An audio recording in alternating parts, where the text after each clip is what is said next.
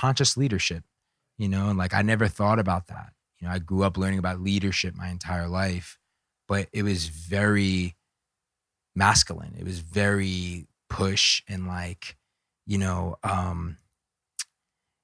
like leaders eat last, go put you got, everything comes before you. You put your team, you put your business, you put your health, you put everything. Like, you lead and you have a mission. You go and attack that mission. You do it, anything at all costs, whatever it takes. You do whatever it takes. And I was that guy who, like, I would pull all-nighters. I would put all that time. I neglected self-love again, right? So conscious leadership, when I flipped it and I realized, like, I got to tap into like nurturing myself, putting Gerard first, because if you improve the leader, you improve the business. If you improve the leader, you improve the business, right? And then this mantra started coming to me, like, leaders create leaders, right? So like, for me, I became way more conscious of like, everyone on my team, how do I inspire them to be better leaders and help understand, again, like, what are their goals? Who are they? What do they want to bring into the world? How do they see themselves fitting in? And allowing them to go through the process of adapting and growing and learning and adding value and, like, giving them the freedom to, they're just their freedom in general, right? To become who they are. Yeah. Right. And to be able to give their gifts fully and feel like, yes, I'm aligned, and yes, I'm contributing to something like fucking amazing. And I have this total gangster, Gerard Adams, who's there watching out for me. Right. Because it's like you said, like, when you have these experiences, it doesn't matter what you say to other people. All that matters is how you show up with it. And then how you show up is what attracts and brings people into that. You don't need to say anything, right? It's just like the energy that you hold, and how you treat people. Yeah, 100%. So I just, I for me, it became more of a conscious leader, and I started, thinking about, tapping into that leader within myself, and like, how do I lead Gerard better? I started putting for the first time ever, like, my health in order, So all of a sudden I'm showing up with better energy, I'm healthier, I'm happier, just happier, and like, it's crazy how the simplest shifts create the biggest impact. And like, I've realized that I've come back down to the fundamentals of how I build my business, the fundamentals of like my health and wellness, like, just down to the fundamentals now, simple.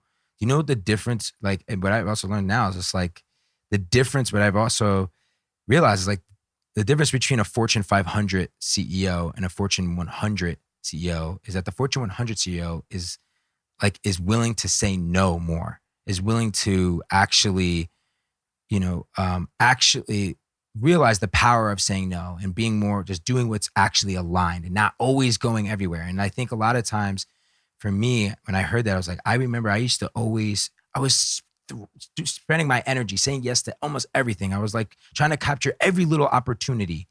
And now I'm just like really centering myself. Got clear. Like, what do I want to bring? What do we want to bring to the world with our team? And like, let's just stick, let's do one thing at a time. Let's do it great. And let's learn from that and grow and play the long game in this. And, stop trying to do it, trying to do so much in a way. Because then that becomes dispersed. Right. And I think, again, it's like the simple things are the best things, and the best things are the simple things. Like, let's just distill it down to first principles, to fundamentals, and let's stick to really what matters. And that's been one of my most valuable lessons from psychedelics as well. It's like, what you're talking about is that receptivity, right? That more feminine side of like settling in and nurturing, and not just being up here, being like, we gotta go, but really settling into the body, because the wisdom is in the body. And that's why we as men, when we're leaders, we're burning ourselves out. Just the brain thinks it can do everything. Yeah. The body knows it can only do so much. Right. And it's like this brain down here, like in your gut, like you realize like the power in that, right? Like the power in our gut and our intuition is like more powerful than up here. And it's all just connected, man. And our heart, it's crazy. I started building a connection with my heart. You think about your heart showing up for you every day, 100,000 beats a day. You start being grateful for that, appreciating that, and like learning the discipline that it has. And you start adding that discipline in all areas of your life. So yeah. And it's cool, man. It's just like, it's cool now how you're shifting yourself working with something like that. And now all of a sudden the integration, right? Like boom, now all of a sudden you're like the way you've integrated into your life. Now I'm meditating, you know, I'm doing breath work consistently. You know, I'm doing consistent things to be in nature and to write and to do so many things like in my daily routine and my daily practices that have allowed me to just perform at a much higher level, be much, much happier, make room for the relationships that are actually going to fuel me and add to my life, add more love to my life. I'm attracting more abundance, you know? So it's like, it's cool. It's, you know, it's shifted me completely. Like the Gerard before having that experience and the Aya was like, now it's just continuing to rise up even more. Maybe the Gerard before, if you would have met me, it was a very egoic, go, hustle. And the problem is when you're like that is it fucking works. That's the problem. It works. You understand? Until it doesn't. Until it doesn't.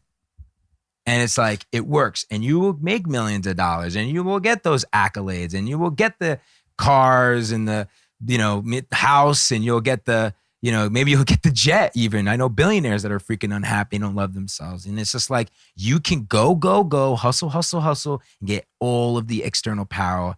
And you may think that you're doing it right. And eventually, until it doesn't, you're like, holy shit. Like, I'm not aligned. Like, I'm not successful internally. And a lot of times it takes people, unfortunately, some of the, you know, darkest and hard, well, not unfortunately, fortunately, sometimes, you know, it's the thing that happens to you that's unexpected, that's traumatizing, that caused you to go through this. It doesn't have to be. Or what I've seen is the flip. You become uber successful and you're unbelievably successful, right? And like, I think that this is going to happen to Jeff Bezos, right? Like his company's Amazon. You're not stepping up and actually doing something to like support the environment. Your packages are going out every single day, you know, and you're working just on, and, you know, going outer space. What about Earth? What are you doing here to make the world a better place?